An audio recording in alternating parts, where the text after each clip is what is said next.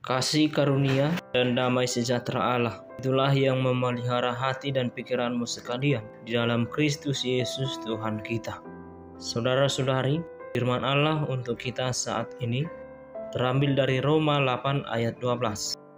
Jadi, saudara-saudara, kita adalah orang berhutang, tetapi bukan kepada daging, supaya hidup menurut daging.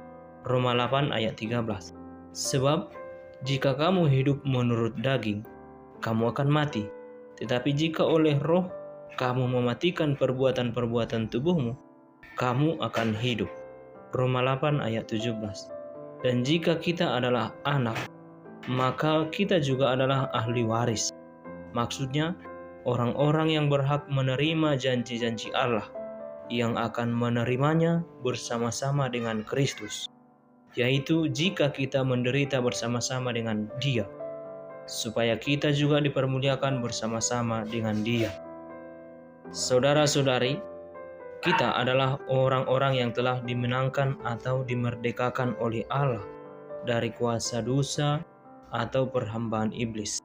Karena itu, kita adalah sungguh-sungguh orang yang telah merdeka di dalam Kristus, yaitu orang-orang yang telah ditebus Allah melalui kematian dan kebangkitan Yesus Kristus.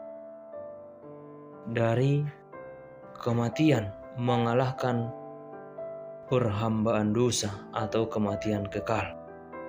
Oleh karena itu, sadarilah bahwa kita tidak akan pernah bisa memerdekakan diri kita sendiri. Kita juga tidak akan bisa menyelamatkan diri kita sendiri atau melawan kuasa iblis, termasuk kutukan dosa kekal.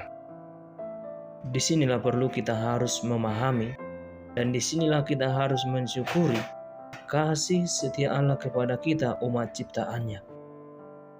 Sungguh, hanya melalui kematian dan kebangkitan Yesus Kristuslah yang mampu memperdamaikan kita. Itu sebabnya Yesus katakan, "Aku adalah jalan kebenaran dan hidup." Oleh karena itu, saudara-saudari, sekarang kita adalah milik Allah yang seutuhnya. Karena itu, setiap orang yang telah menjadi milik Allah, yang telah beroleh pembenaran, maka selama kita masih hidup di dunia ini, kita berhutang kepada Allah. Jelas kita tahu pada konsistensinya, hutang harus dibayar. Oleh karena itu, yang dimaksud dengan hutang di sini, kita berhutang bukan seperti hutang duniawi ini, tetapi yang dimaksud adalah hutang daripada roh.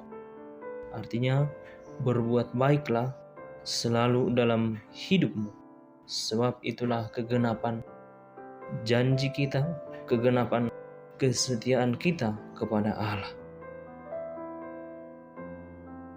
Oleh karena itu, mari kita semua membayar hutang keselamatan kita kepada Allah melalui segala perbuatan baik yang harus kita lakukan tiap-tiap hari, bahkan tiap saat dalam hidup kita. Kita telah dimateraikan Allah melalui Roh Kudus-Nya, maka hendaklah kita dituntun oleh Roh Allah melakukan segala keinginan yang baik, yang mendatangkan sukacita dan damai sejahtera. Dan satu hal yang menjadi sukacita terbesar kita, yaitu kehidupan yang kekal. Kehidupan kekal atau surga hanya diberikan bagi orang-orang yang telah menerima Roh Kudus. Karena itu, kita semua telah menerima Roh Kudus atau Roh Allah melalui baptisan kudusnya, melalui firman-Nya. Maka haruslah kita tetap hidup di dalam tuntunan Roh Allah. Sekarang kita berhutang banyak kepada Allah, yaitu segala perbuatan baik adalah hutang kita kepada Allah.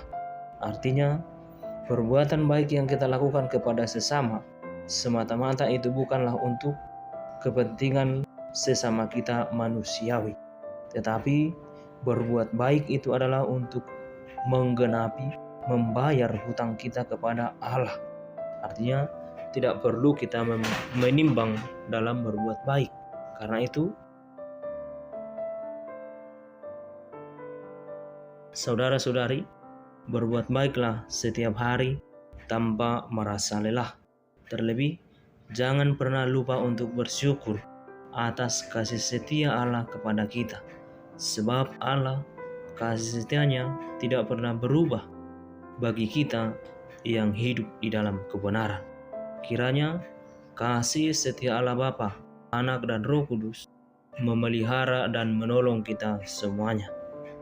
Amin.